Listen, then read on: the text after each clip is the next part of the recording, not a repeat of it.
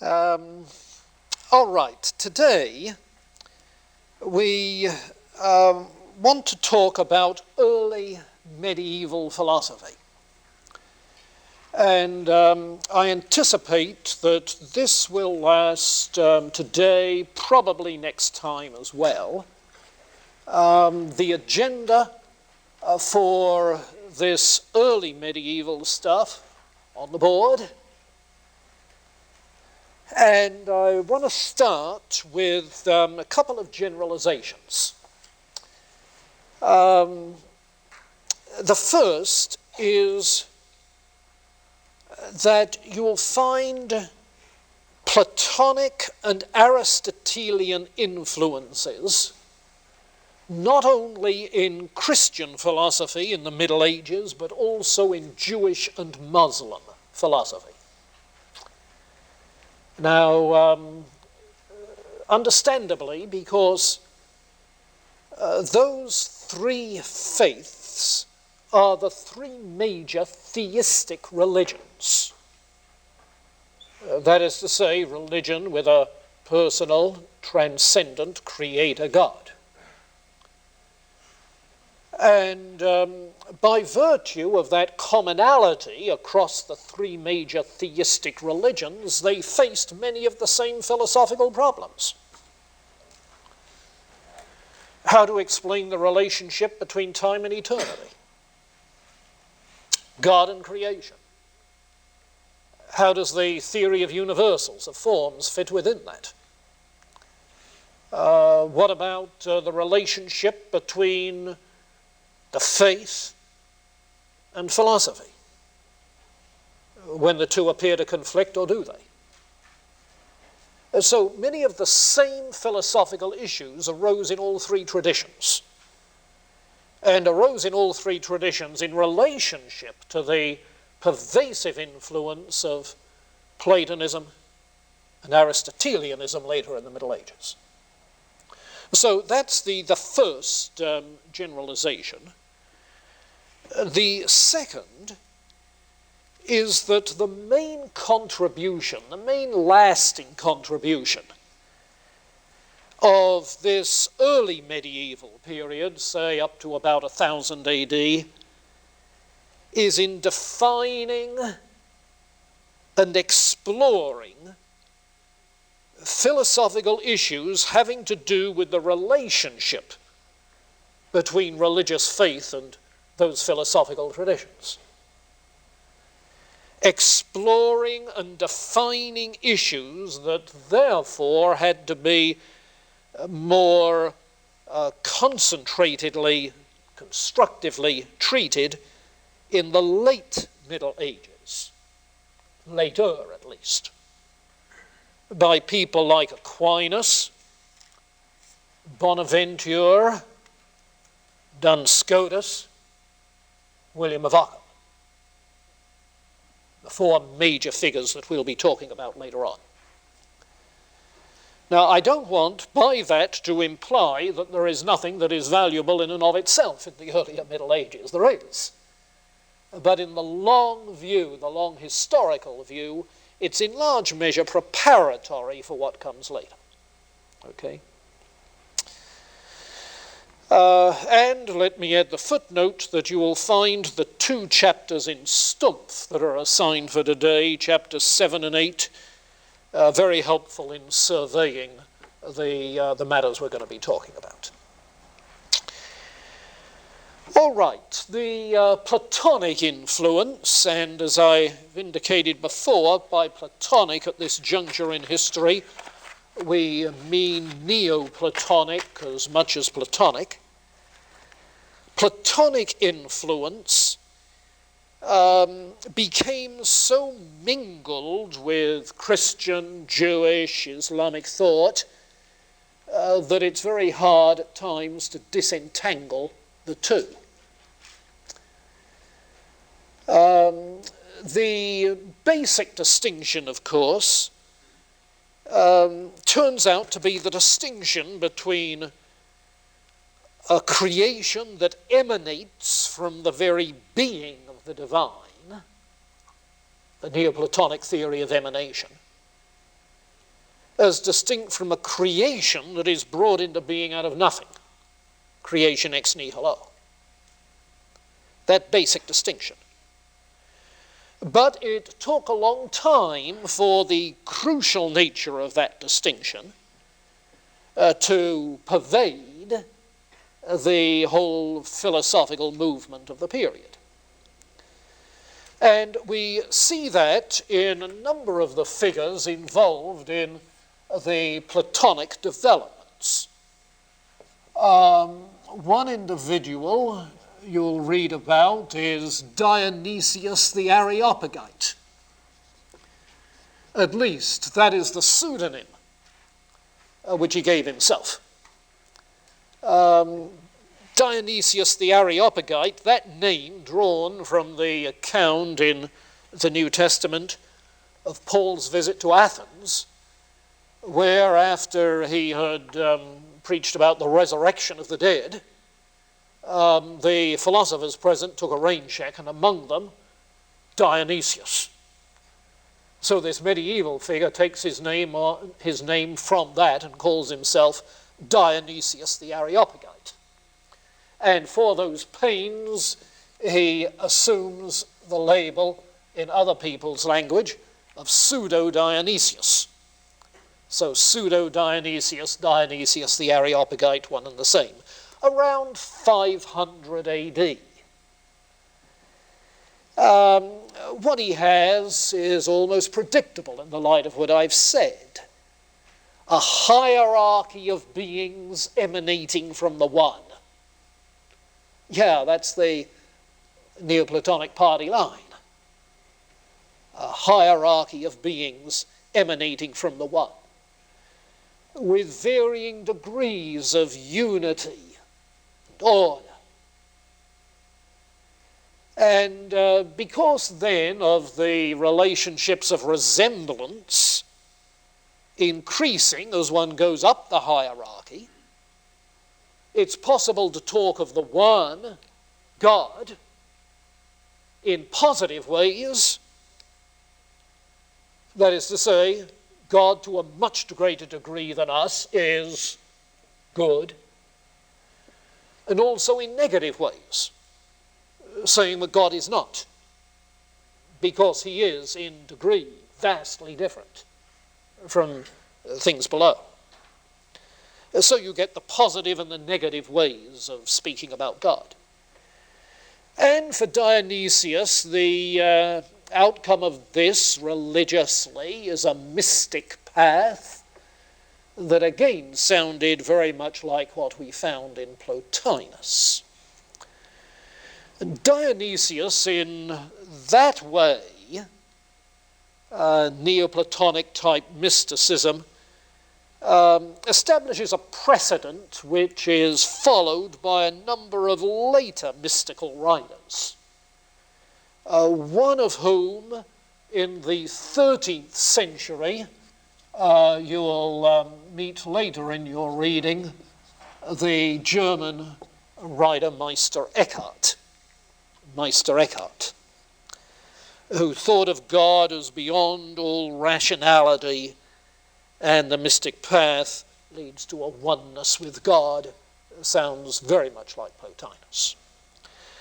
So Dionysius is one example of this influence. Another example is John Scotus Erugena.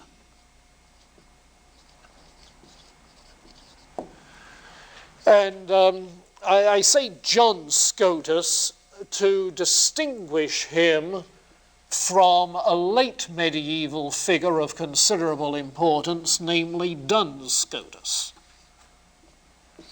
All they have in common is the appellation, which indicates they come from where? Ireland. Scots in Ireland. But John Scotus, Duns Scotus. Now, the significant thing about John Scotus Erugena, again, is in that Neoplatonic tradition. So he distinguishes various levels in which we can talk about the divine when we consider the process of emanation coming out from the one and epistrophe returning to the one. He speaks of God, the one, as the uncreated creator. Okay? The source of all, who is beyond goodness, truth, being in any sense in which we can speak of being. And so you can only speak of the one by using negative terms, the via negativa, the way of negation. You can say what God is not. You can't say what he is in any literal or precise sense. On the other hand, he speaks of the Logos as representing the unity of all forms, like Plotinus Nous. And the Logos is, in his language, the created creator. Notice the term created creator, rather than co-eternal or coexistence. But the forms that make up the Logos are the archetypes, the patterns, the exemplars, according to which all of the world of particulars is fashioned. So the world of particulars then participates in those forms and is spoken of as the created non-creator. But by virtue of the teleology involved, there is this return to the one. And so God, as the final cause of the whole process, which seeks to maintain its identity and order and unity, God as the final cause is known as the uncreated non-creator. And by the time you get those four designations, you at least see that Scotus Erugena took the law of excluded middle in logic pretty seriously. That is to say, anything you speak about is either creator or non-creator, and is either created or uncreated. So he runs the changes. Uncreated creator, created creator, created non-creator, uncreated non-creator. But it's his attempt to speak of God, you see, in that sense, as the formal cause, as well as the final cause, as well as the material cause of creation, in a Neoplatonic emanation framework. And you'll find John Scotus Erugena is a figure of certain amount of interest still to medievalists. Do you see the Neoplatonism in Dionysius and Erugena? Dionysius, I said, around 500, and Erugena died in 877. 877. But the third figure I want to make note of is a little bit more significant than that. And I refer here to St. Anselm. Anselm of Canterbury, purportedly the first Archbishop of Canterbury.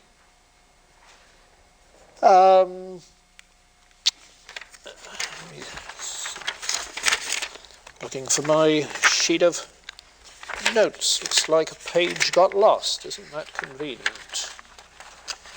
Looks like it is. Well, I'll have to wing it for a little while. Anselm, around 1000 A.D., moving into the 11th century, very much Platonic influence, but with a theory of creation rather than emanation. This because he follows Augustine much more closely than he followed Plotinus and therefore emanations. But following Augustine, you still find a kind of hierarchy in which there are degrees of being, corresponding, of course, to degrees of goodness, down through the entirety of the creation. And God is, yes, the one, and God is the good, as we find also in St. Augustine. Evil is a privation of the good, and the good for things in creation is that they should seek to fulfill their natural end. Everything has its own God-given nature because of the theory of forms. Everything has its own God-given nature, which, being in the same hierarchy of being and goodness, you see, its nature is not simply to achieve its goodness, but to that degree to be like God. So the imitation of God in that degree appropriate to every particular creature is the good for all creation. To be like God in his unchanging perfection. There are degrees of that increasingly throughout the entire hierarchy of being. Now that's his overall framework. And Anselm, in his writings, keeps that in mind and combines two things that are implicit within it. One is the metaphysical scheme, and the other is the religious devotion. So that as you read Anselm, his philosophical treatises,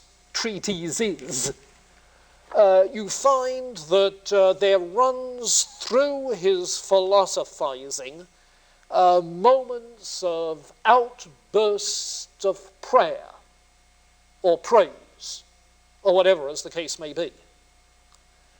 At first, it struck me that this was in the tradition of some of the Greek classic writers and poets who would start what they were doing with an ode or praise to the gods.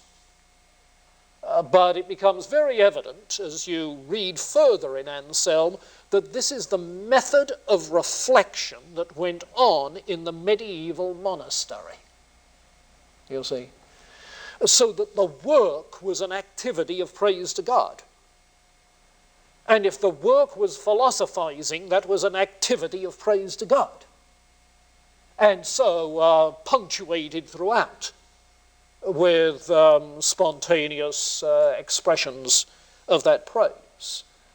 The point being that every creature seeks to imitate and praise the good, which is God. Now, the thing for which Anselm, however, is best noted, and you have a selection in Kaufmann, in this regard. The thing for which Anselm is best noted is his attempt to develop an ontological argument for the existence of God. And it's an ontological argument which works with the metaphysical framework that he had developed in that Augustinian Christian Platonist way. By virtue of the fact that we have degrees of being, degrees of goodness, you see, it follows that that which is the highest of all beings on the hierarchy is identical with that which is perfect goodness on the hierarchy. So granted that framework, his ontological argument goes like this.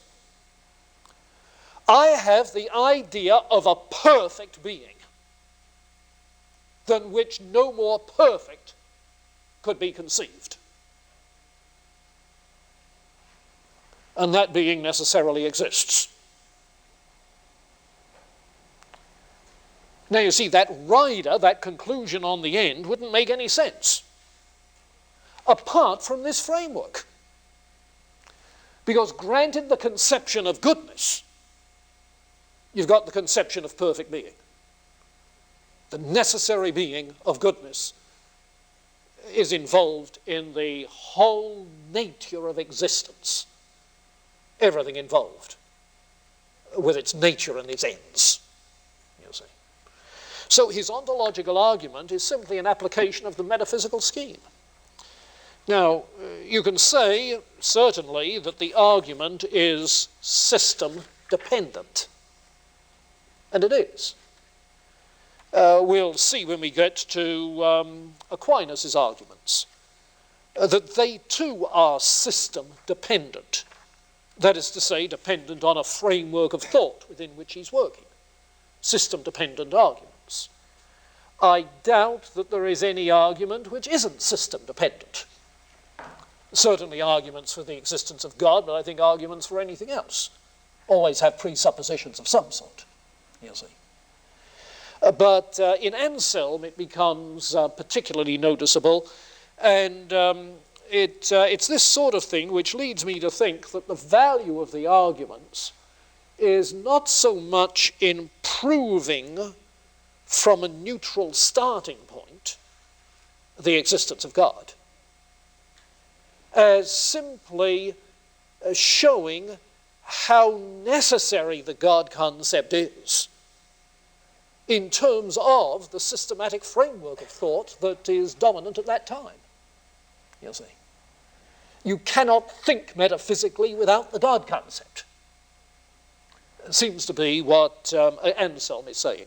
Now, if you have Kaufmann with you, take a quick look at page 522, and we'll see his argument there spread out very briefly. 522. He starts in the second paragraph by saying it is one thing for an object to be in the understanding and another to understand that the object exists. And he illustrates a painter first conceives of what he will make, having it in his understanding, but doesn't yet understand it to exist because he hasn't yet made it.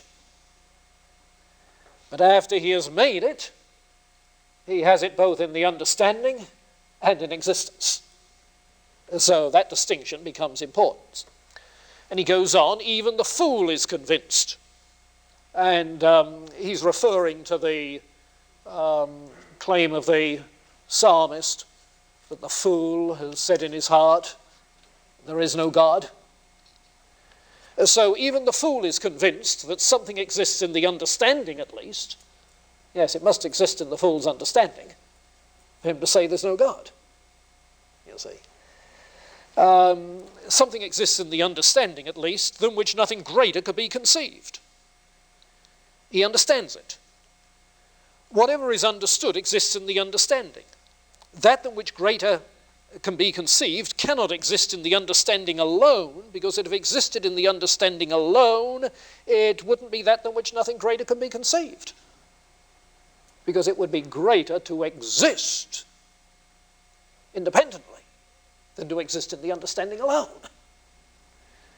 In other words, the idea of a perfect being that lacks existence is the idea of a perfect being lacking one perfection. And that's a self-contradictory idea. So if the idea of a perfect being that doesn't exist is a self-contradictory idea, then the only other alternative is the idea of a perfect being that does exist, you see. And so the necessary existence of that perfect being, having all perfections. So he goes on, if that than which nothing greater can be conceived exists in the understanding alone, the very being than which nothing greater can be conceived is one than which a greater can be conceived. And that's impossible, self-contradictory. Hence, there is no doubt that there exists a being than which nothing greater can be conceived, and exists both in the understanding and in reality. And then in the next chapter, it exists so truly that it cannot be conceived not to exist. It's impossible to conceive of a being which can be conceived not to exist, of such a being. Hence, if that than which nothing greater can be conceived not to exist, it is not that than which nothing greater can be conceived. Irreconcilable contradiction. There is then so truly a being than which nothing greater can be conceived to exist, that it cannot even be conceived not to exist. And this being thou art, O Lord God, and the paeans of praise follow. Well, you see what he's doing. He's saying, I have an idea of a perfect being, that than which no greater, none more perfect could be conceived. You see. To say that this being does not exist is to demote it, so that it's no longer the idea of a perfect being. If you genuinely have the idea of a perfect being, it's of one which must also have the perfection of existence. Okay. Anselm's argument. Well, to that argument, there was a monk who replied, a man by the name of Gaunilo, who picked up on Anselm's figure of speech and called himself Gaunilo the Fool. And said, I have an idea of a perfect island. That doesn't prove it exists. To which Anselm replied very straightforwardly, of course it doesn't, because a perfect island is not perfect being. It's a finite, limited being. It does not have every perfection. You see, it has limits. So your response, Gaunilo, is irrelevant. You miss the whole point of the argument. You see. But that doesn't change the fact that the argument is system-dependent. You see. It's an argument constructed within this hierarchy of being metaphysical framework, such that being, existence, is one perfection, unchanging, immutable existence is one perfection. And any idea of a perfect being must therefore be the idea of a being that necessarily exists. Okay. So, a system-dependent argument. Well, Anselm. Any comments there? Yeah. Will you Ryan. explain to me how his concept and his argument for God, what effects that has to do with the value of idealism over empiricism? I mean, it seems within that You mean of Platonic idealism? Well, it seems to me in that he affirms a high value of the ideal, almost giving it a substance. Yeah. You pit idealism against empiricism. I'm not sure that that's appropriate, because there are some idealists who are empiricists. George Berkeley. Perhaps what you really mean of rationalism over empiricism. That is to say, independently of empirical evidence, having an a priori argument to show, in this case, the existence of God.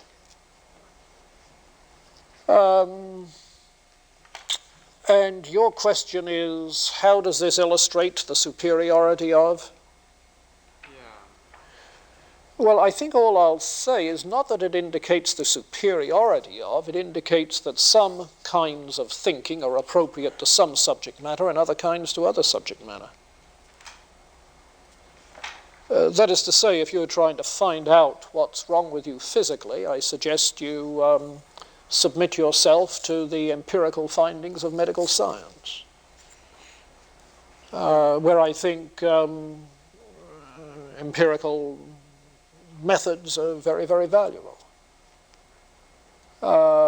If you're trying to get at some non-empirical object, not accessible to sense data, such as God, you have to use some other method.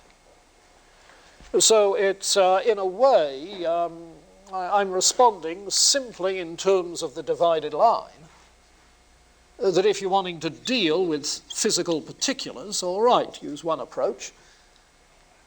But if you want to deal with the eternal, the invisible, then obviously you need a different kind of approach. Why should we universalize empirical methods for every kind of subject matter? You see, that's a kind of reductionism. It's presupposing that everything that exists is of a particular nature and presumptively, for some, a physical nature. You see? Why presuppose that methodologically so that you shut out other alternatives? Yeah. Now, on the other hand, if what's in your mind is the value of abstract reasoning of this a priori sort, well, of course, the assumption is that there is some sort of correlation between logic and reality, you see, such that a logical conclusion must be true of reality. Now, that assumption is only valid if you buy the presupposition that reality conforms to the laws of logic, conforms, therefore, to logical thinking, which is precisely what the Platonic and Aristotelian tradition insisted on, the whole Greek tradition, and I think any theistic tradition insists on, that affirms the rationality of the Creator, whose wisdom is evident in the creation. You see? So in that sense, the laws of logic are not humanly devised.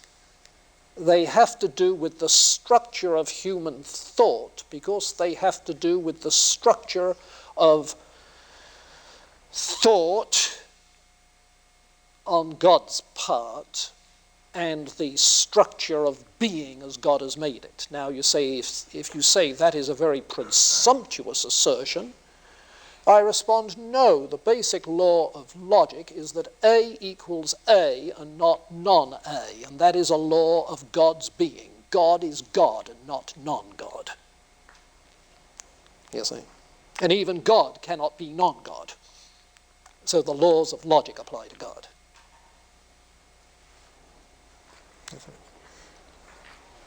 Yeah. Now, I think in the laws of logic you've got something that's irreducible.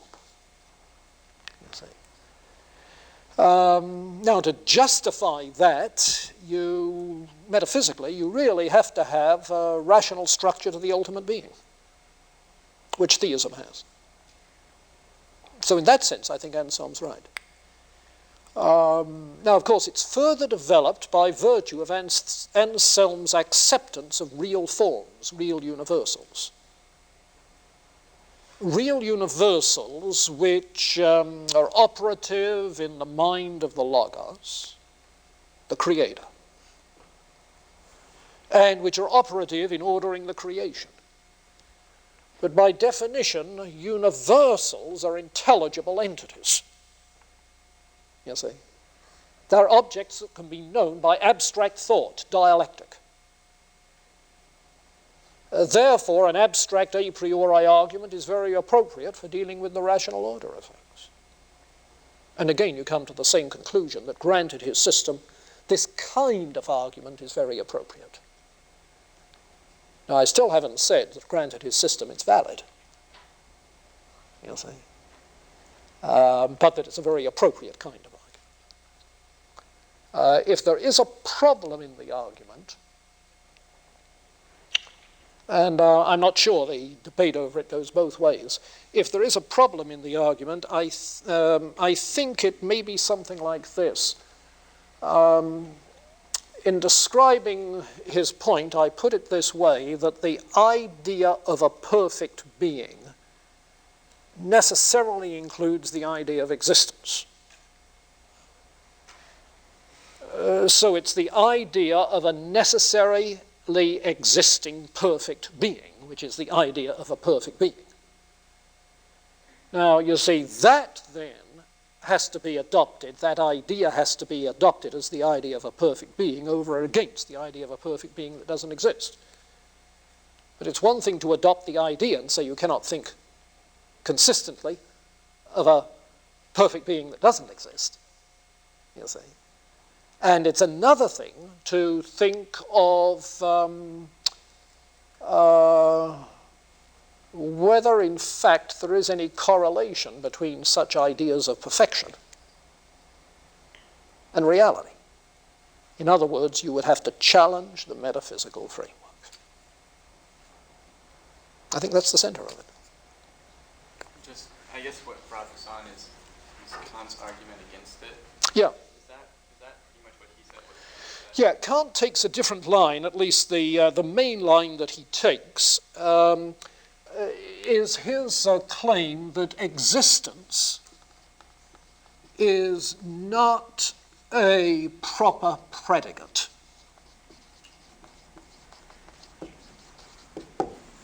In his, and we'll run into this when we get to Kant's critique of pure reason next semester, existence is not a proper predicate. That is to say, existence is not another quality which you can predicate of God. Now, if that's the case, then adding existence is not adding another perfection. Saying God does not exist is not subtracting a perfection from the idea of perfection. You see. Now, if Kant is right in that, then you have another problem. Yeah. Then you have another problem. Is existence a perfection?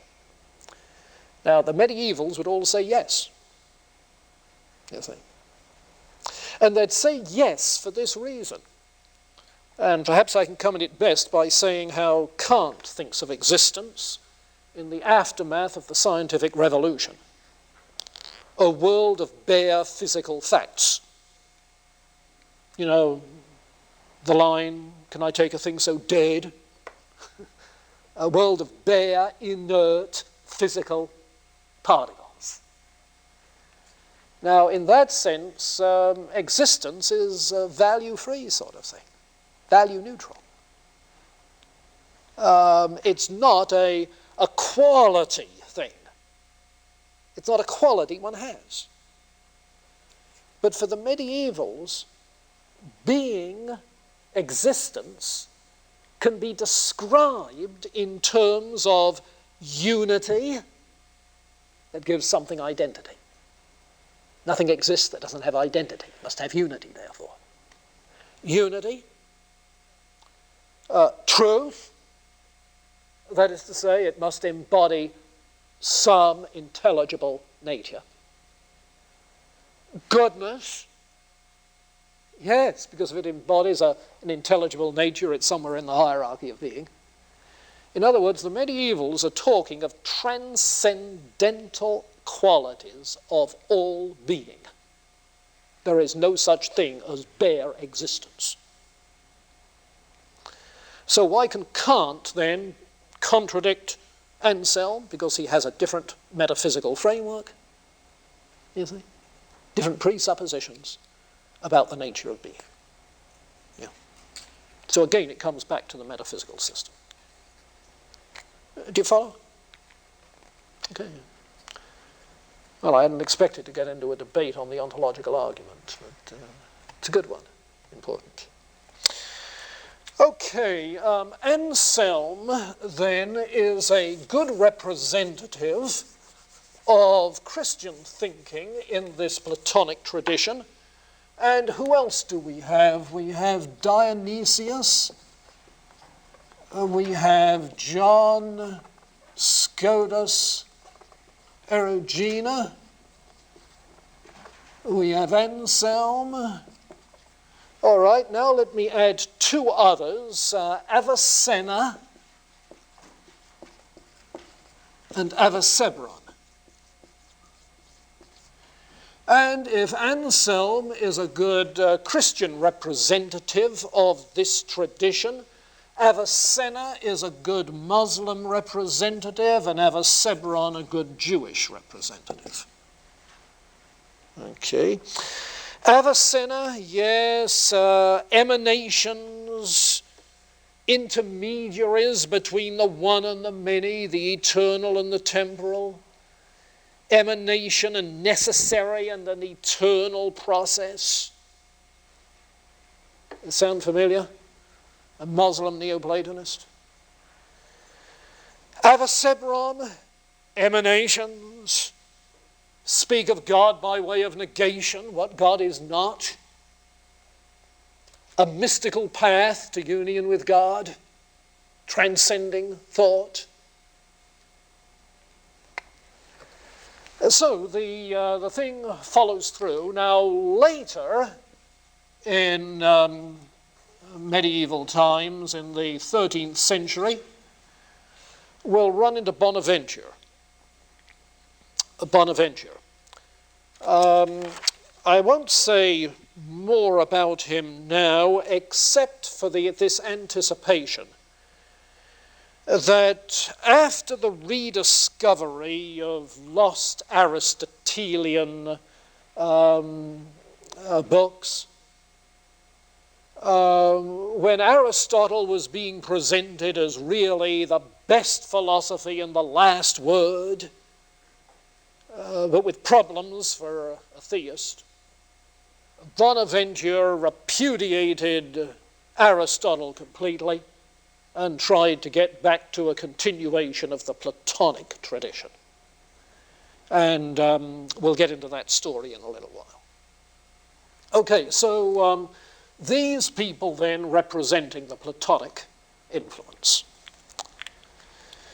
Now, easier to deal with and briefer, the Aristotelian influence. And here I want to note three people, Boethius, Maimonides,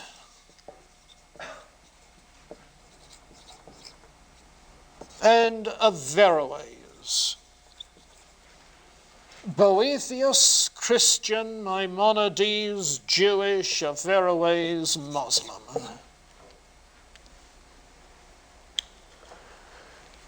Boethius died in 524, back around the time, a little bit younger then, but around the time of Dionysius. Is known to have been a translator of and commentator on Aristotle.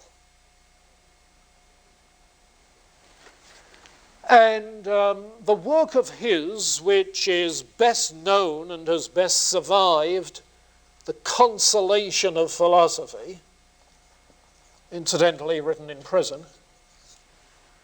The Consolation of Philosophy is one which is still available in translation, of course. But the most significant contribution of Boethius, historically, is his formulation of the problem of universals, posing the key questions to do with the theory of forms. And I want to hold that until we get down to item 5 on this agenda for the early medievals. Okay.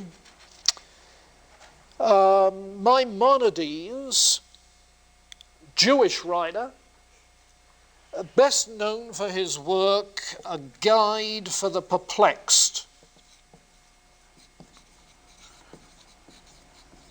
in which it's said that he tries to do with Aristotle what Philo of Alexandria had tried to do with Plato in relationship to the Jewish faith. Remember that Philo developed a kind of Jewish interpretation of Middle Platonism, and Alexandria tries to develop a Jewish interpretation of Aristotelian philosophy. Maimonides does. But it's Averroes that I want to comment on more specifically. Averroes also wrote commentary on Aristotle.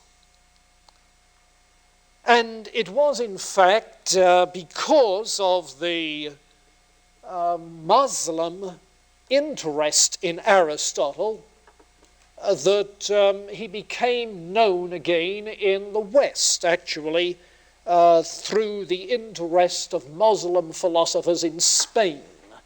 It so happens that both Maimonides and Averroes lived in the city of Cordova in Spain at the same time, interestingly, the Jew and the Muslim.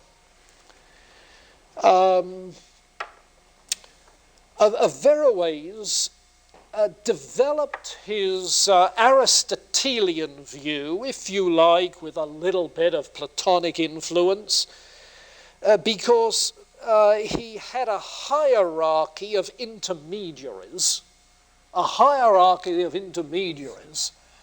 between the pure actuality, which is God, and the pure potentiality, which is prime matter. Prime matter is elemental matter without form of any particular element or kind of thing. So that in between God, who is pure actuality, and matter at the bottom of the hierarchy, you have 100 intermediary intelligences. That hierarchy of beings still at work. This is an emanation kind of process. And his view was that the human soul is, yes, part of this, but at death, the individual human soul is united with a cosmic rational soul, so that there is no individual immortality. There is no individual immortality. Now, it was Averroes' work that introduced Aristotle to Christian philosophy in the middle of the Middle Ages, the 11th, 12th century. And Averroes recognized the fact that there are conflicts between the Aristotle that he saw and the religious beliefs of a Muslim. Emanation, rather than ex nihilo creation, meant that matter is eternal. The eternality of matter, with its potential that is actualized by God in creating. And, secondly, the loss of individual immortality. Now, in order to handle that tension, what Averroes does, and this introduces us to the problem of faith and reason, what Averroes does is to develop the notion of twofold truth. Truths of faith as distinct from truths of reason. Theological truth as distinct from philosophical truth. Now, the way in which he reconciled these, if you can call it that, was that the faith, religion, speaks allegorically, metaphorically, using imagery that the uneducated believer can appreciate and respond to. It is philosophy that speaks with precision. And so in the tension between the two, he seems to prefer the philosophical way of saying it. The philosophical way of saying it is his interpretation of Aristotle. And Aristotle, he was convinced, represented the very pinnacle of philosophical achievement forever. Now, that in Averroes, then, poses questions about the relationship between faith and reason in terms of the relationship between particular religion and philosophy. And as a result, the problem of faith and reason, it's called, became one of the major issues during the later Middle Ages. Okay? So what I want to do then is to sketch in some of the alternatives that seem to be developing on the problem of faith and reason during this preparatory period and anticipating what Aquinas is going to say in response. First, go back to St. Augustine.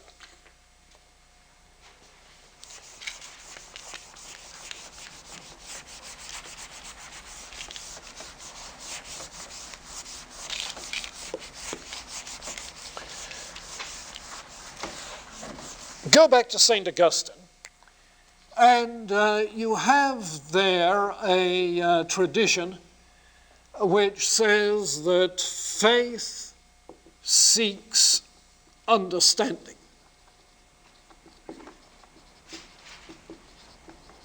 Or, as Anselm puts it, credo ut intelligam. I believe in order that I may understand. And this seems to be the starting position for the medieval discussions. What Augustine meant, I think, is pretty clear in the light of what we did with Augustine. Namely, that while faith is understanding's step, because one must at least understand what one is believing in measure in order to believe it. Okay? And certain kind of rational case can be made. Faith is understanding's step, yet understanding is faith's reward. So that for the Christian involved in the rational activity of philosophy, theology, and Augustine doesn't distinguish the two, nor does Anselm. For a Christian involved in those activities, the quest for philosophical and theological understanding is a quest motivated and guided by faith. That is to say, by what one already believes. And as we've seen in the case of Anselm particularly, it could be an activity appropriate to the monastic of praise to God because of reflecting on God and his creation, even though it means getting into the complexities of metaphysics. So, faith seeks understanding. Put in other words, Augustine and Anselm see philosophy not as a neutral understanding, not as a neutral activity, religiously neutral, but as a through and through religious undertaking. Not starting from scratch, but starting with what one believes, and from that perspective, exploring more fully the implications of what is believed. Now that's Augustine and Anselm. Now you see, Averroes suggested that there is tension between the two and demonstrated it in his reading of Aristotle. That notion of a tension between the two was picked up by a Christian writer in the 12th century, Siger of Brabant, who represents what became known as Latin Averroism. Latin because he wrote in Latin rather than Arabic, but basically also Latin because he was in Western Christendom. You see, Latin Averroism. The doctrine of twofold truth taken into Christian thought. The doctrine of twofold truth taken into Christian thought by Siger of Brabant, who argued that religion and philosophy are about different kinds of truth. Religious ways of talking are imaginative and dramatic rather than strictly logical. There's some suggestion that Siger may have admitted that he and Averroes had misinterpreted Aristotle and there wasn't a conflict, but at least this Latin Averroism has come down to us as the standard point of reference. Now, the fact is that it was in response to this Latin Averroism of Siger of Brabant and the storm around Aristotle interpreted by Averroes, which led Bonaventure to reject all thought of a Christianized Aristotelianism, led Bonaventure to go back to Augustine and Anselm and to the Platonic tradition of earlier years. You see, one of the emphases that you get in Augustine and in Anselm, as we saw last time, is that the Logos enlightens the mind. And, said Bonaventure, without the light of the Logos, it would be impossible for Aristotle to know the truth. You'll see. Without the light of the Logos, it would be impossible. And Aristotelianism and Averroes and Siger of Brabant didn't have any such concept of divine illumination in the human mind. That was left out. And so Bonaventure turned away from Aristotle. Now, recall that one of the problems with Aristotle, according to Averroes, was the problem of individual immortality. The problem of individual immortality. But that isn't the only problem. There's also the problem, by virtue of the theory of universals, as to why God could not be an efficient cause and create. Aristotle's God was just a final cause. Why not? Because Aristotle's God is simply thinking on his own thinking. Aristotle did not see that the forms are archetypal ideas in the mind of God. If Aristotle had seen the Platonic, Middle Platonic, Neoplatonic, Christian Platonic, okay, if Aristotle had seen the crystal Platonic teaching that the forms are exemplars in the mind of God, he would know that God wasn't just thinking on his own thinking, it was thinking about the exemplars, and in thinking about the exemplars could give his mind to particular beings who embody those exemplars. You see? Add to that this further consideration. What is it that makes an individual an individual? Well, privation of form. That was the Neoplatonic tradition saying that. But not so, says Bonaventure, and he goes beyond the Platonic tradition. What makes the individual is that there is embodied in the individual the form not only of the species, but of all possible qualities which the individual will develop. And so God, by knowing the forms of species and all possible qualities, can think on the particular combination of qualities which identify the individual. God can know individuals.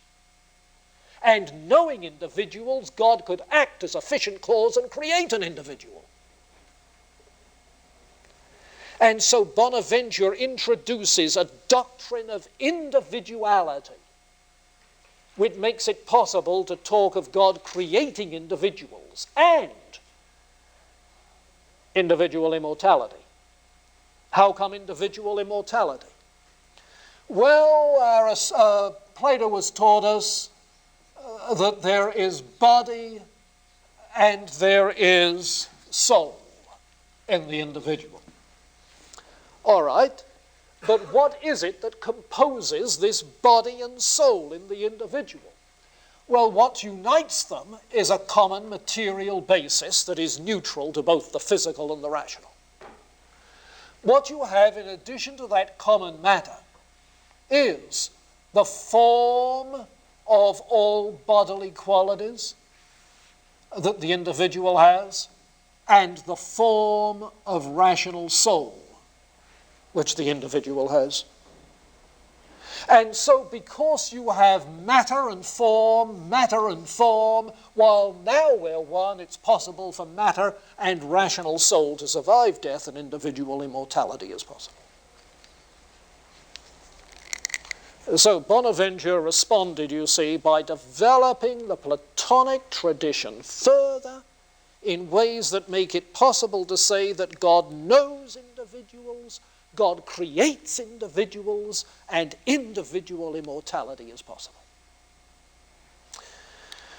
Now, we'll see that Aquinas disagrees with Averroes, disagrees with Bonaventure, wants to fly with Aristotle, but in order to do that, has to modify Aristotle. You see? And so the other alternative develops. The plot thickens. Would